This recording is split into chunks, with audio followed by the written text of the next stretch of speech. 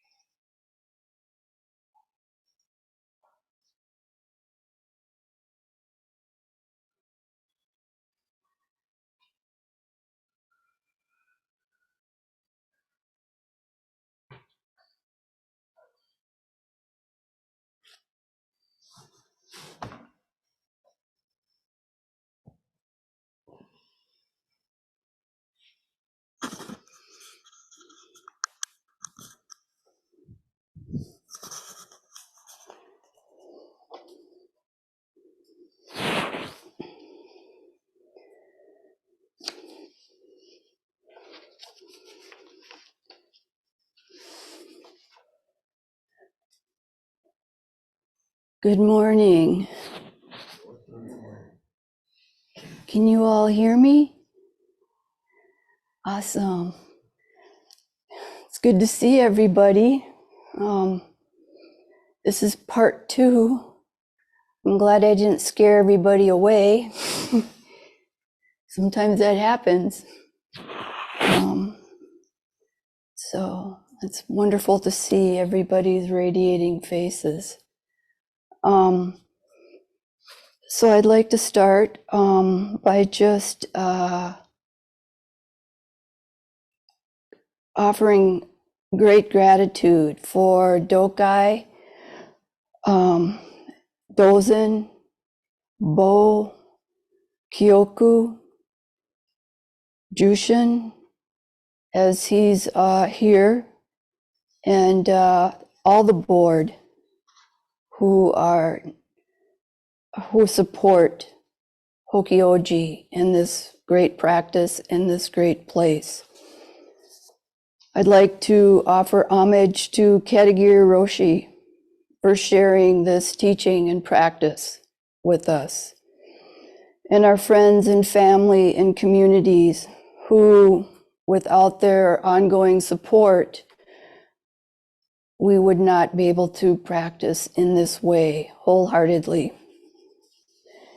And I would also like to offer homage to the Sackbox Nation and their great care in nourishing to this place, benefiting all beings throughout time and space, including right here, right now.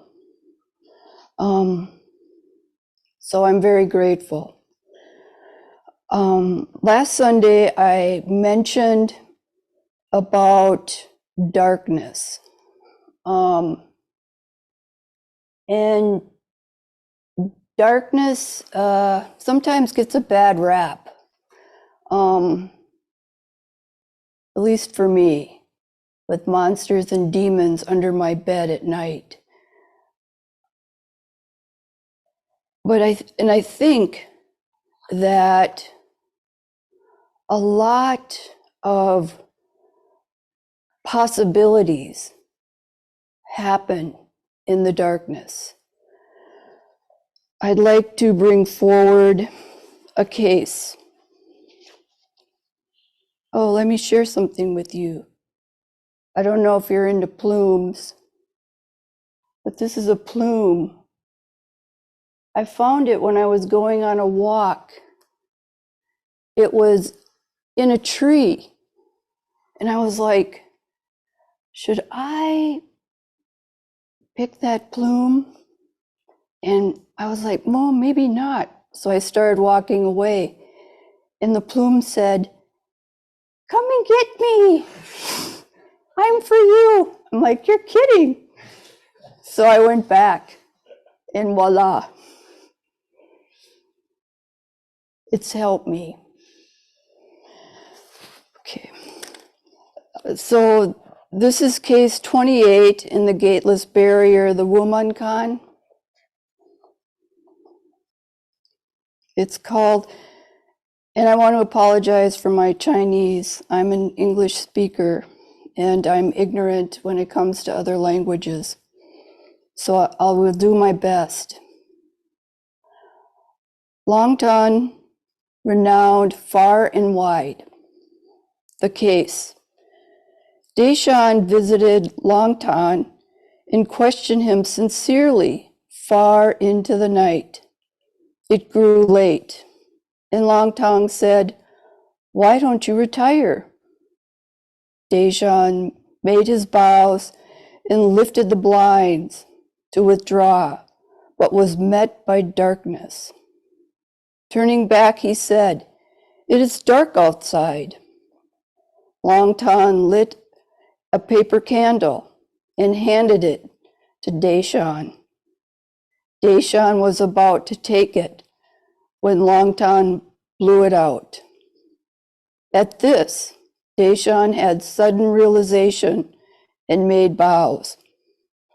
Longtan said, what truth did you discern? Deshan said, from now on, I will not doubt the words of an old priest who is renowned everywhere under the sun. The next day, Longtan took the high seat before the assembly and said, I see a brave fellow among you monks. His fangs are like a sword tree. His mouth is like a blood bowl. Give him a blow, and he won't turn his head. Someday he will climb the highest peak and establish our way there.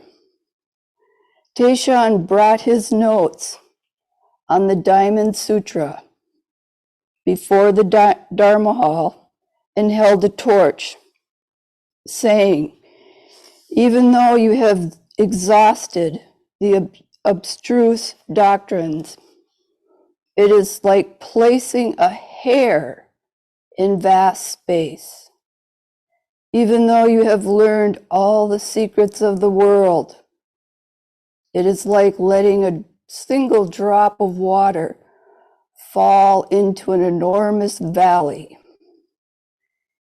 And he burned up all his notes. Then, making his bows, he took leave of his teacher. It's a little long, and I want to read the comment, so please hang in there with me.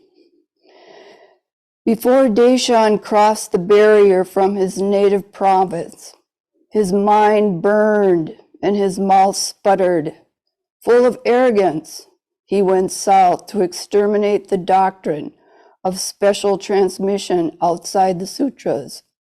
When he reached the road to Li Chao, he sought to buy refreshments from an old Zen woman. The old Zen woman said, "Your Reverence, what sort of literature do you have there in your cart?"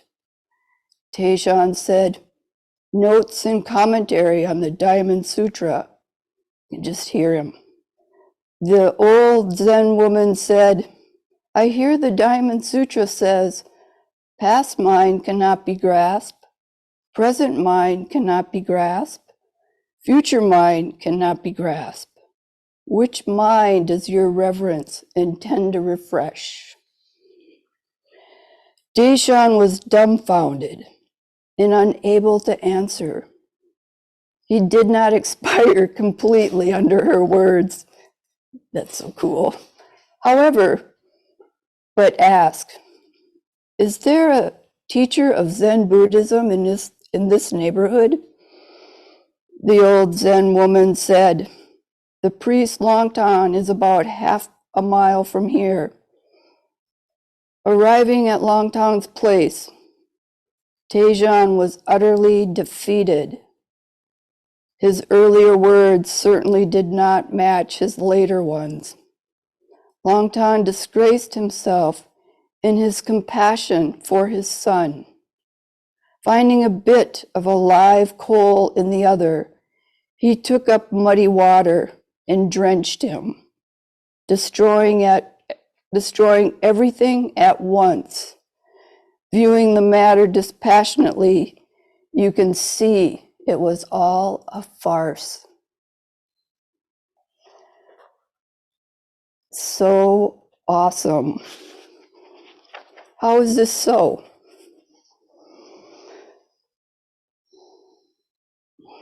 This koan is when Daishan, oh, there's Kyoku. Awesome.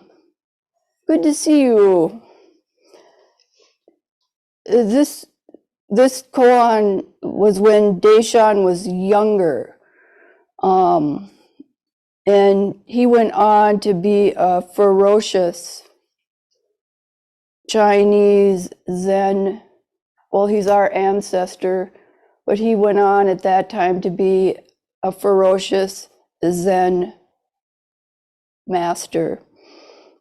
And his lineage is from Yunmen, if you're familiar with the Chinese ancestors. I am not.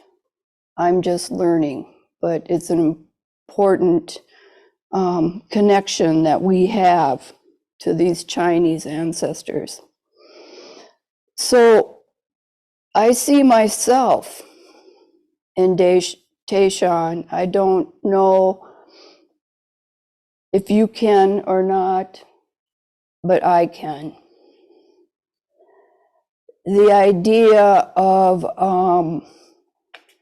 being on a mission of teaching and freeing all beings and living my vow.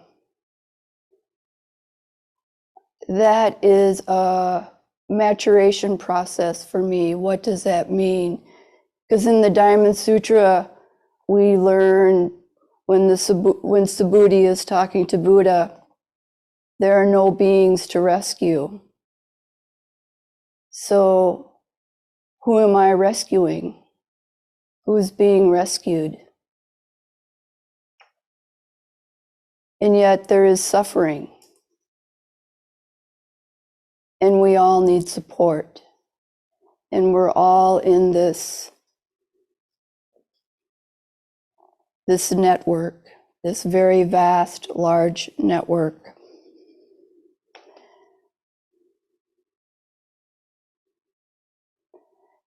And how many times has somebody initially tried to give feedback, and because of appearances, I dismissed them because of my arrogance, only to find out that the depth below the appearance is vast and boundless. So I can appreciate Taishan's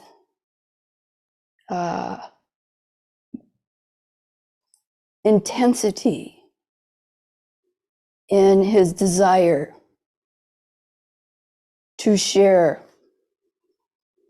what it is he's learned from this ancient text.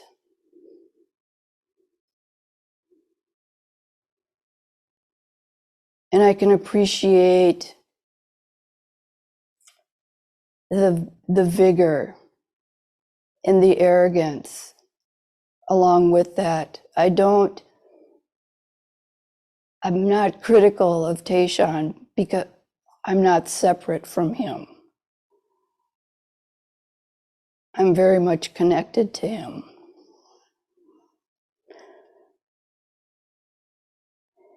And his teacher is so compassionate and kind and gentle because he sees Taishan, he sees something in Taishan, the possibilities, but he also sees the other side. So he spends time with him, a whole evening answering Taishan's questions. I mean, how beautiful for a teacher to take that kind of time with their student. It's like a parent taking their time with their child. I mean, how beautiful. It just rises up from a deep place. And I really appreciate Longtan too. It's like Taishan, Longtan says, it's kind of late. Why don't you get some sleep? And Taishan says, okay. And then he goes to the window, opens it, and turns around and says, it's really dark out there. And I can only imagine in China during, I don't know, the 8th or 9th century, when there's not light pollution, how dark it is.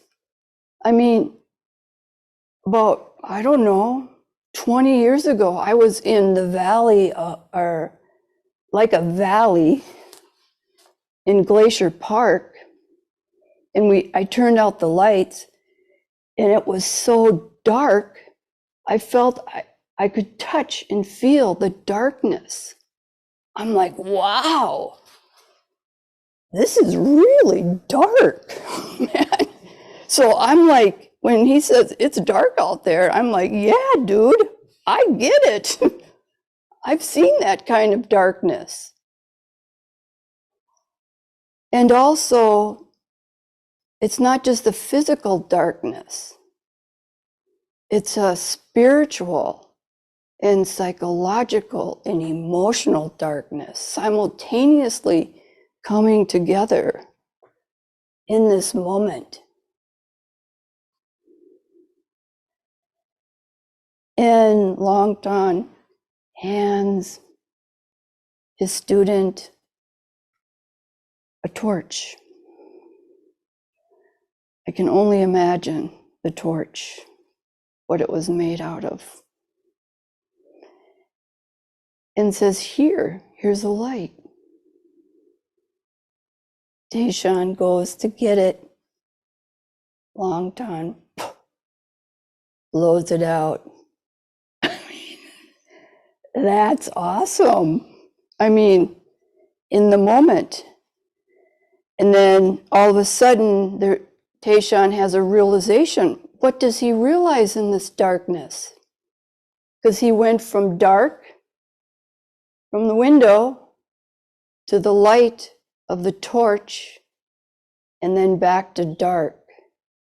And in this darkness here, he had a realization.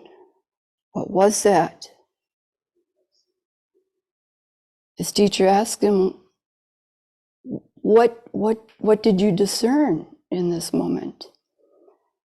And the student says, from now on, I will not doubt the words of an old priest who is renowned everywhere under the sun. It's a humility, is how I experience Taishan, and a vulnerability.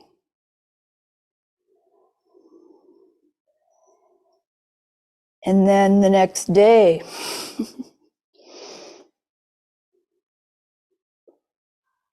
Longtan he's uplifting Taishan publicly, which is quite beautiful. And then Taishan, he brings all his notes and commentary on the Diamond Sutra.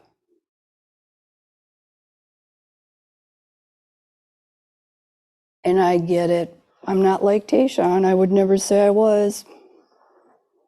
I'm arrogant, but I do have some understanding too within my arrogance. So he brings all his efforts throughout the years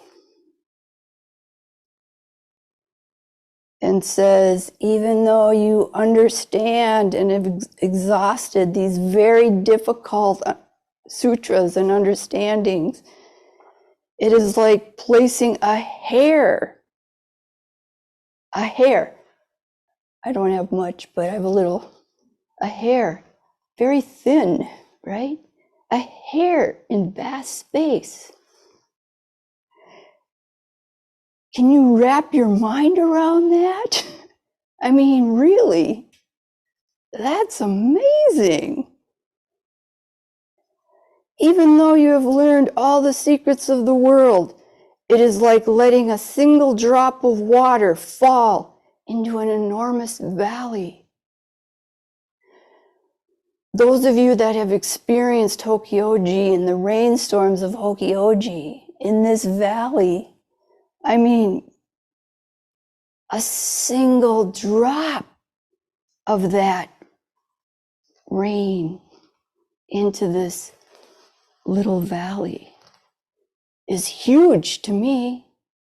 But he's talking about an enormous valley, like maybe the valley in Mount Kailash or Mount Everest, or other valleys that you may think of that comes to your mind. And he burned up all his notes. He torched them. Then, making his bows, he took leave of his teacher. I'm like, his commentaries were his raft His commentaries were his skillful means. He did not need them anymore. So what does Buddha say? When you cross the river with the raft, you don't need it. Drop it. For me, in my mind, I need this kind of intensity to break up my conditioned mind. My mind that is habituated in the way that I experience the world. That's why I do long periods of zazen. Oh, man. But there comes a time when it's like, you don't need it. Things have pivoted.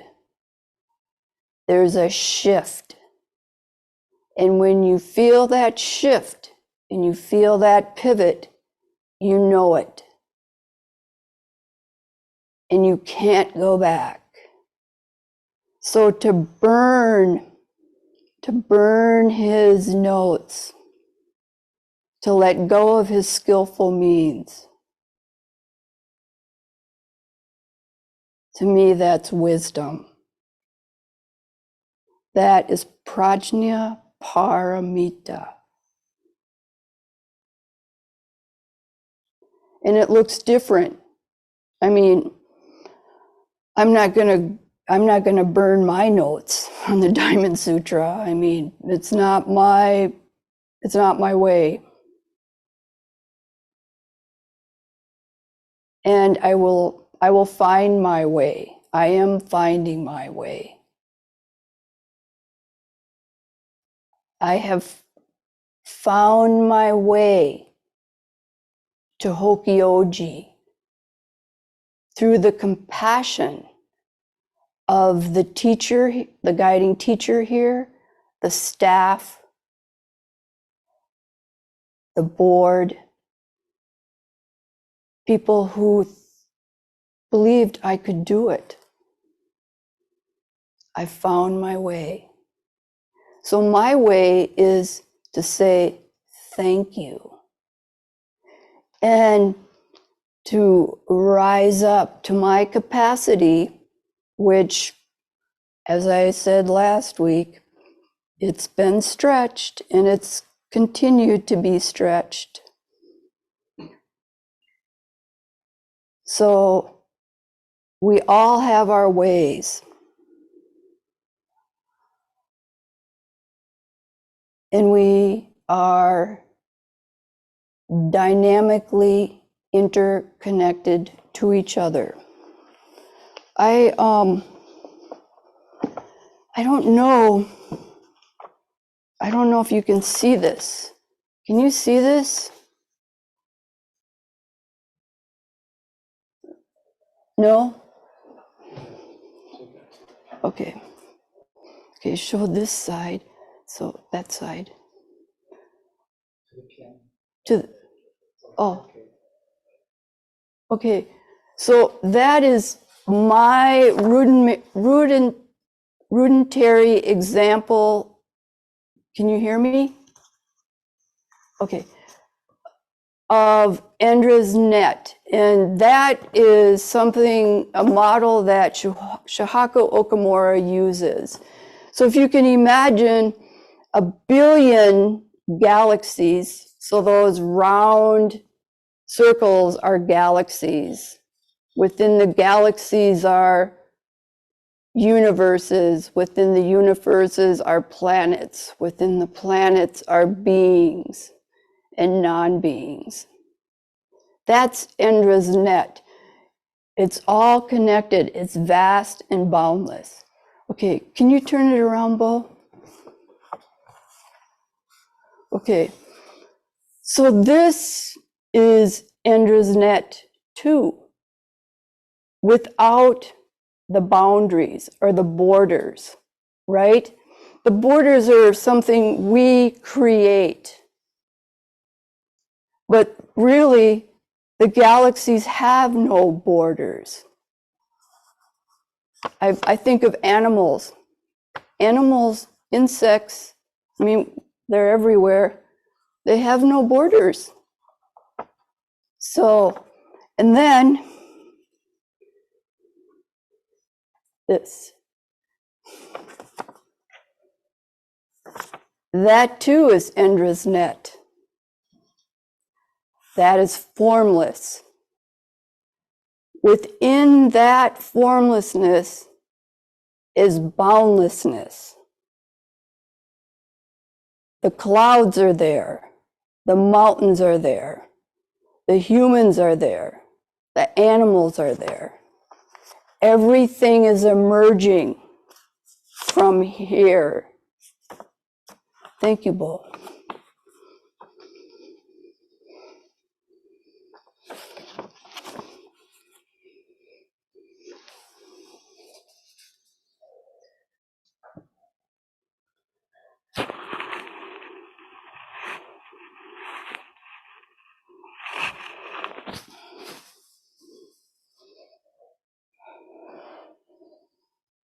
So what I'm thinking is, just because I can't see it doesn't mean it's not happening. And that's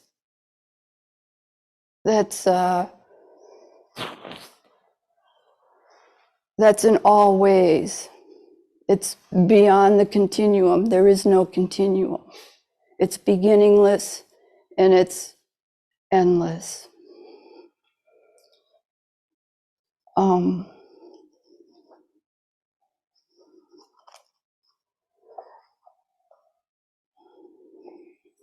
So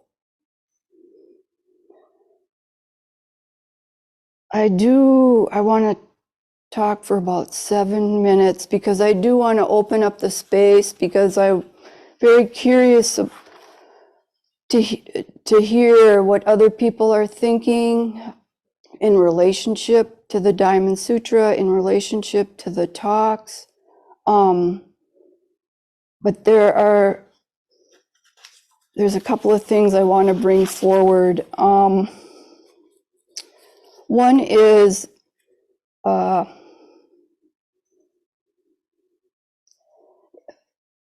in the Genjo Koan, we talked about this earlier this week. Dokai brought up practice realization.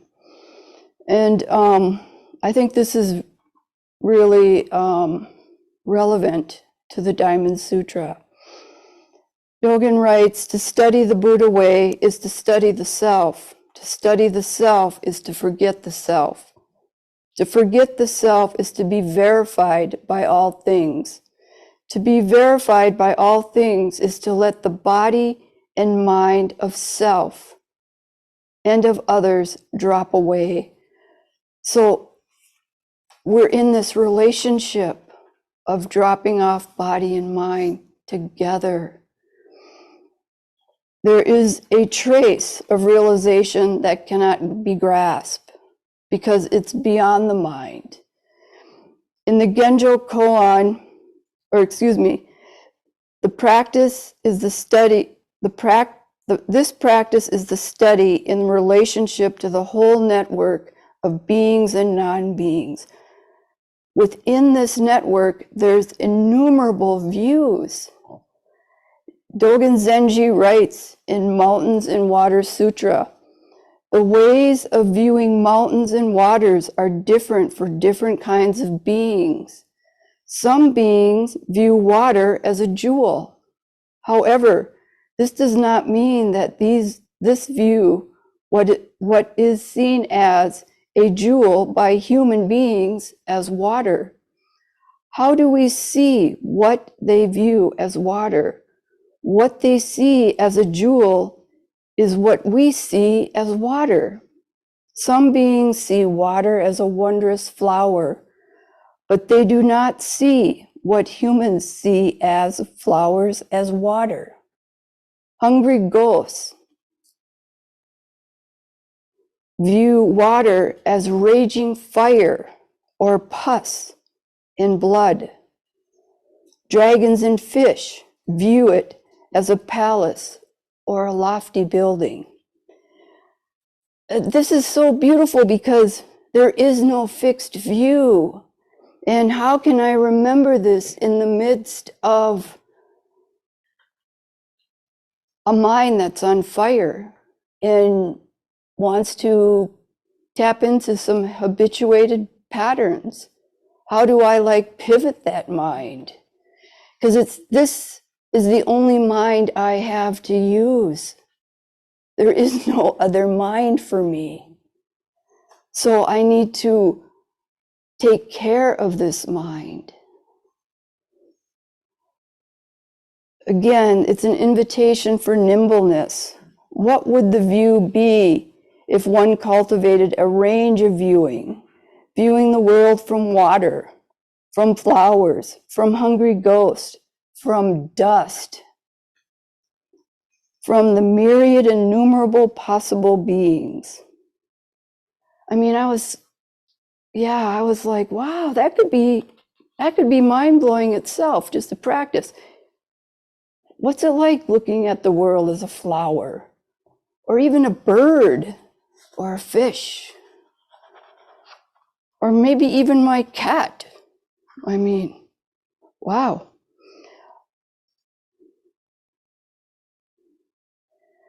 I want to go back to the Diamond Sutra because if I heard you correctly, Genjo, what I heard you ask last week was, what is Buddha's mind? And I've been reflecting on that. And first of all, I want to say, I don't know Buddha's mind because I am GD with GD's mind. I'm not going to pretend otherwise. And it's inconceivable and unfathomable. And yet, I think it's important for me to ponder. And when I said last week that really the Diamond Sutra is, the essence is in the first chapter. And I meant it. What does that mean? I just want to review it. Okay, so Buddha, he puts on his patched robe, he picks up his bowl, and he walks to the city and begs for his meal. After eating his rice, he returned in the afternoon, put his robe away, put his bowl away, washed his feet because he's been walking around barefooted, and sat down on his appointed seat. He then crossed his legs and adjusted his body.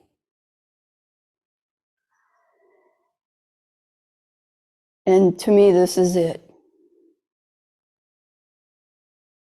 He turned his awareness to what was before him.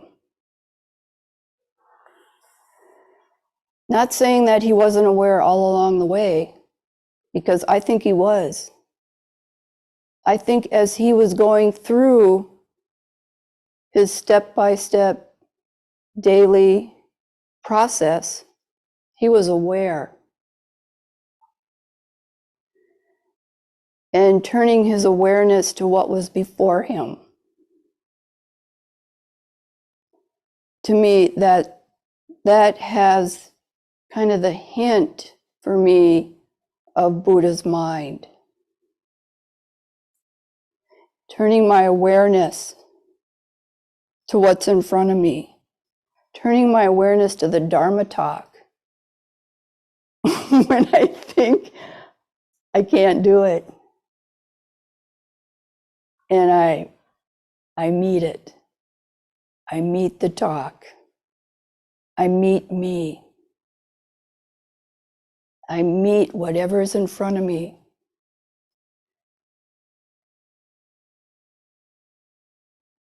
And I think the other thing that we talked about this week is in Buddha's mind, there's no time.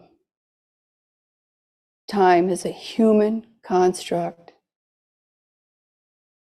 for a variety of reasons, for a variety of applicability in our lives. But Buddha's mind is timeless. It's beginningless, it's endless. He sees backwards, forwards, above, below, all around, 360 degrees. This mind cannot wrap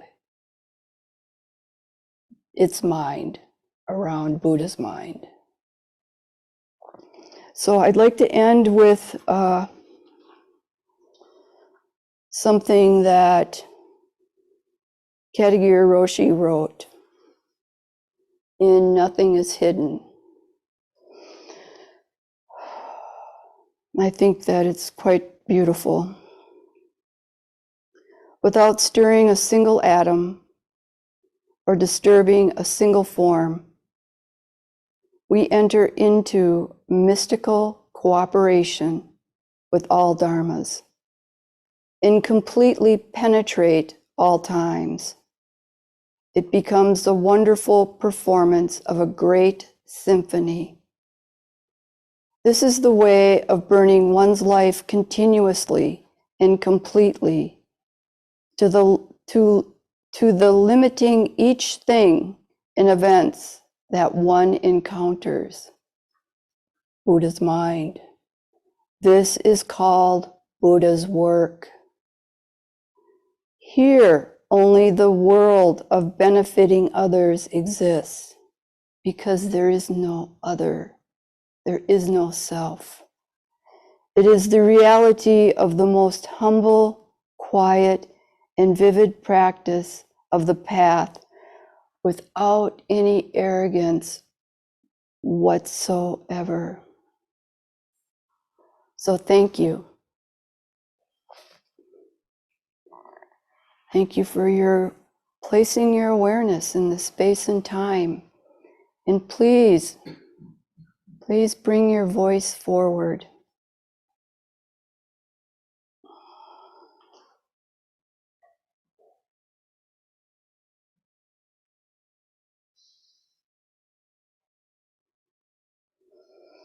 Onryu-san, I would just like to thank you for the week spent, 2 weeks. It's been wonderful. I think what has really stuck with me is, I gotta get the mic, is the pressure. Don't do that. Hi, everyone. You're fine. What's really stuck with me over the week has been the question that you asked one night in the kitchen. You said, "Is it helpful?" And that's I don't know, that kind of stuck with me. Just it's kind of a koan, how to think about diving fully into activity, but also discerning that diving, is it helpful? That was really I don't know, that touched me. So thank you. Thank you. Dozen was our Tenzo, and he earned his life force for us and for all beings, and he's still upright. Thank you. Here.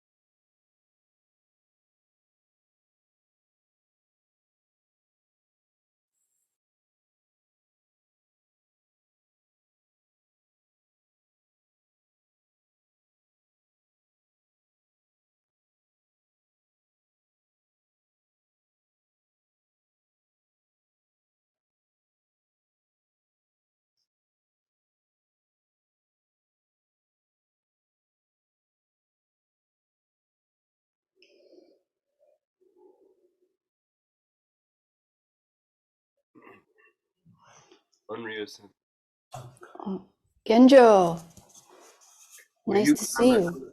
Nice to see you too. Will you comment on Deshan wanting to uproot the teaching of a direct transmission outside the sutras?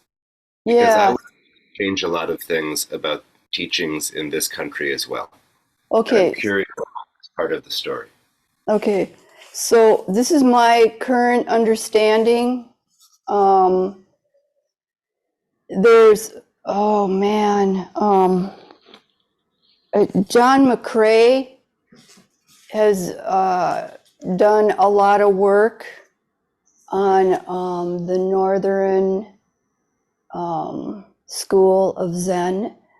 So I don't want to get too deep into the weeds because I just did this superficially because I thought somebody would ask me that question. And I felt like I needed to have some kind of response.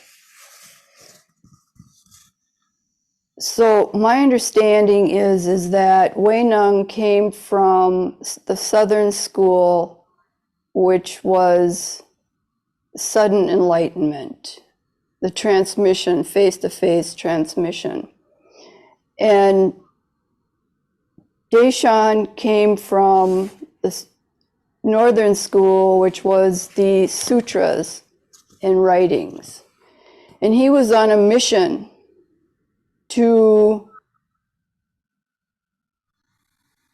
inform people that that's not the way, that through sutra reading and recitation and texts is the way to enlightenment. And yeah, so I guess for me, what I take away from that is sometimes, you know, when I think that I have the way, I'm no different than Taishan. I'm trying to untangle my own karma around the practice. So, and I've learned a lot this week about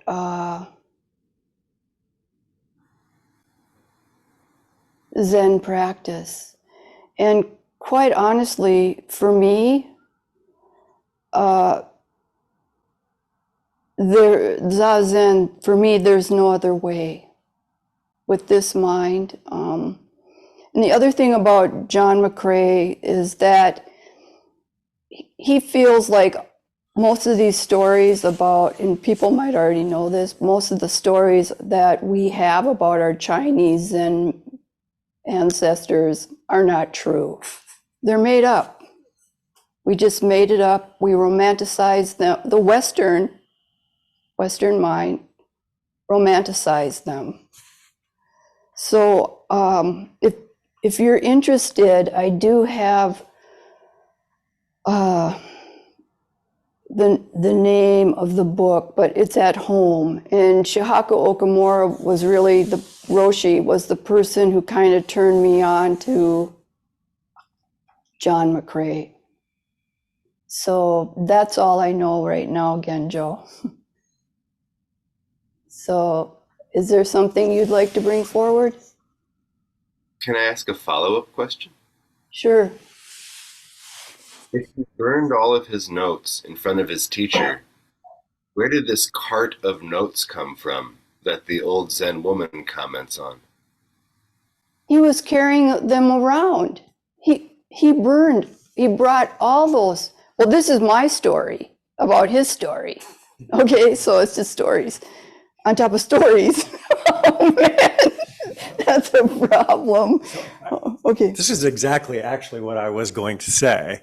He made his living off lecturing on the Diamond Sutra. Right, he was a scholar. So he went south, and the story is, he says something along the lines, I'm going to go south and teach those people a thing or two Right. and repay the kindness of the ancestors by throttling them.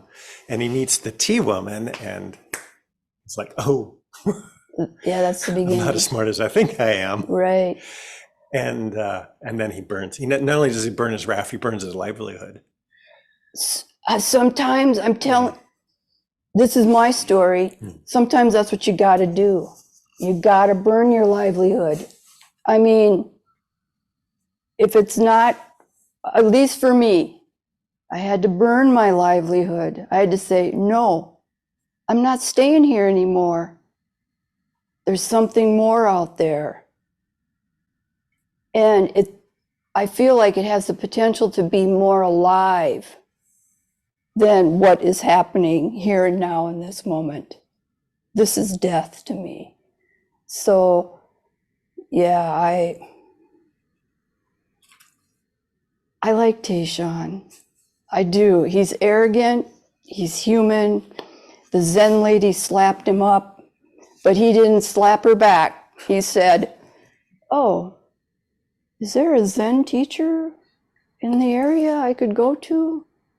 I mean, that's kind of open. Well, that was the second thing I was going to add is she was the Zen teacher. Like if he had been ready, he should have gotten it then. Well, that's your story. Yeah, well, or it's their story. Is that okay to stay? Or it's their story. I don't. Yes. So, because it would have been better if he had said, "I will never doubt the word of an old tea lady again." Well, yeah. There's a lot of things I wish I would have said that I didn't say when they made the story up. Yeah. Okay, but maybe you could. I have an idea. You rewrite it. But yeah. My real point Seriously. is that it might take you a few times to get it, not to worry about that. Okay, but my point is this, to Genjo's point of Zen in the 21st century, what does it look like? I look around, it looks like this. We need new stories. If you have a story to write, if anybody has a story to write, please bring it forward, because that's how things will shift. I mean, we can sit in a zendo and have discussions for a long time, but really the activity is out there as well in the burning world. So really, bring your voice forward and write stories. And you too, Genjo, really bring your story forward. Or film. And I think too, again, of Mountains and Water Sutra, that we really are every moment writing story. This is a story. Every time we read the sutra, that's a new story. And we get to have that experience. We get to be that story. Yes. Yes, that's what I've learned this week. Everybody has a story, and everybody gets to have their story. It's wonderful, I think. And just because I'm sitting up here in this seat doesn't mean that I am not listening to other stories, that I am not impacted and shaped by other stories, because I am. That's how we pivot.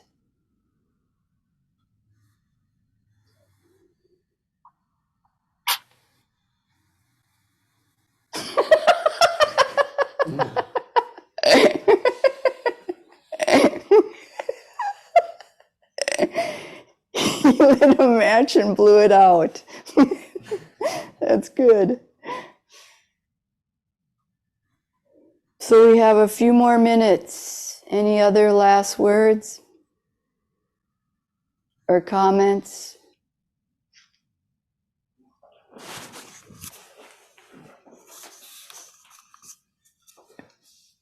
In the story you read about asking the lady, the old Zen tea person, the most interesting character in that whole story for me is the old lady. Okay. It's and I think that person really has a role, and I'm not going to say why. she's the most interesting character to me. And she seemed to be a background character, but I don't think so.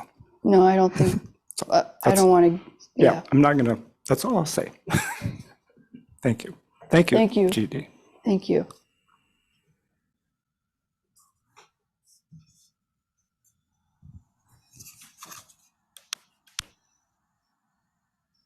Could you say more about the pivot point? Oh man, because even like here, this conversation here, there was a pivot point for me. Do I engage more deeply, or do I just say thank you and pivot this direction? Or do I acknowledge what was said and how I heard it? So I feel that the pivot point is like a place where responding from some other place than karma, than for me, what I call karma, and habituated energies, to something that's fresh, something that's more alive, right? Like the old Zen woman, right? I mean, to me, that was a pivot point. She could have like kind of backhanded Taishan, but she didn't. She came from a teaching view, right? Which mind? Where are you in space and time, right? Which mind are you going to use for these refreshments? And his mind stopped. It was like, so to me, that's the pivot point. It's like just pausing and like, oh, which is, for me, is easier said than done when you got 10,000 dharmas coming at you. I don't know. Is that helpful? Yeah, that's helpful. I think what draws me to that question is there a pivot point, or are there pivot points? Oh, You know, right. Is there a settling and you settle on that pivot and it's always a pivot, or is it a moving line of pivot? It's is enlightenment or realization? Does that what I'm trying to point at? Yes, does it that's go good. It does go on and on forever, but are there many on and on forever? Yes, there are. Like we were talking about the vertical line of time, right? Linear, and the horizontal space.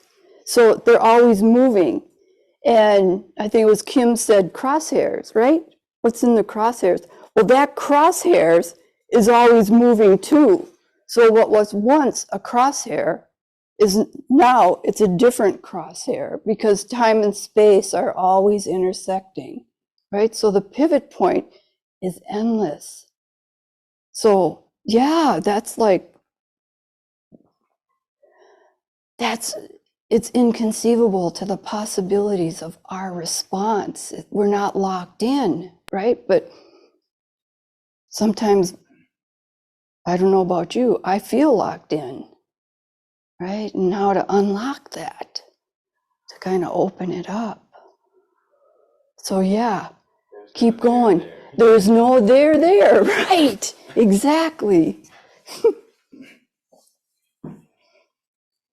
We're down to our last minute, but I just wanted to say, I did say, for me, the most interesting character is the old tea lady.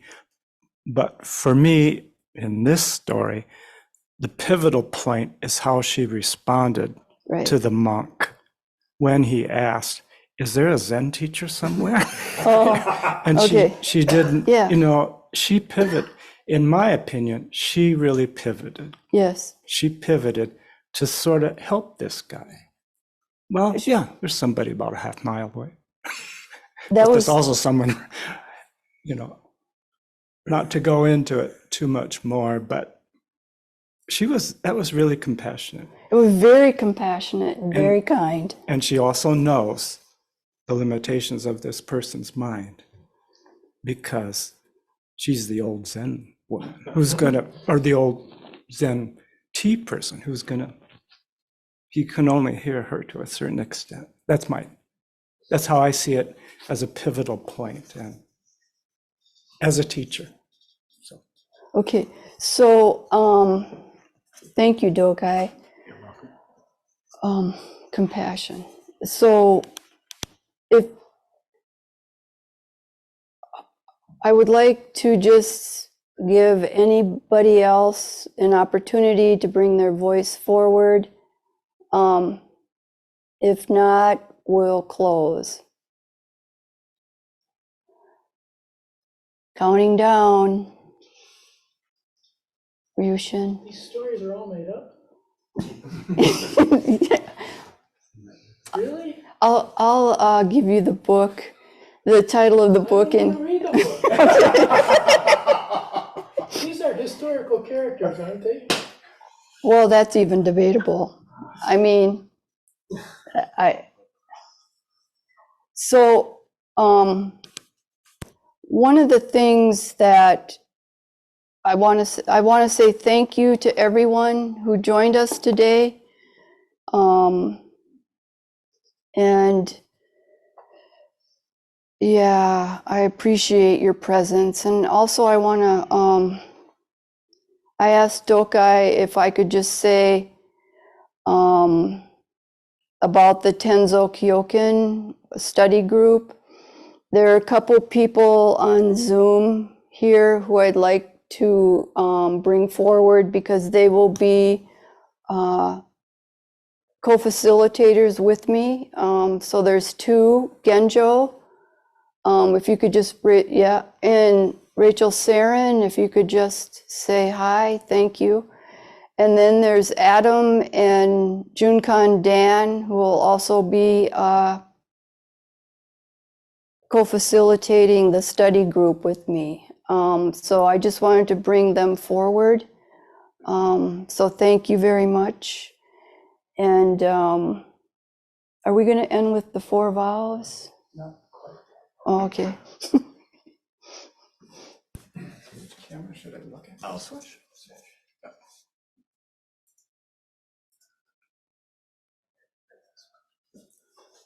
Okay. Well, next week we have another guest. Well, GD is not a guest teacher. She's an associate teacher. But next week we have a guest teacher, Brad Warner. As I said last time, I think we can be rather certain he will bring a different voice.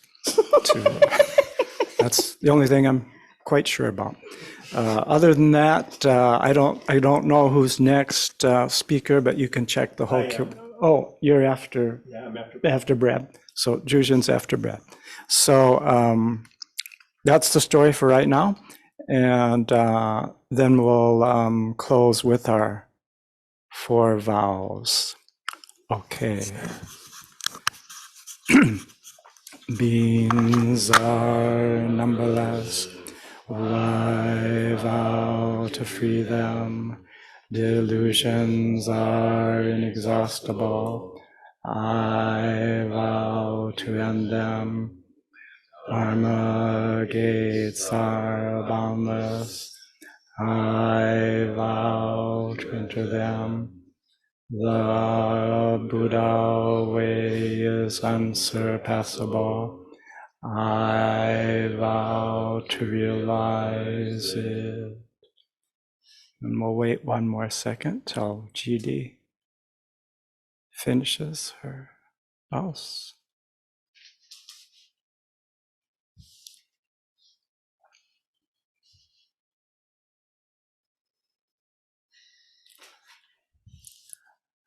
Thank you, everyone, and we hope to see you again next week.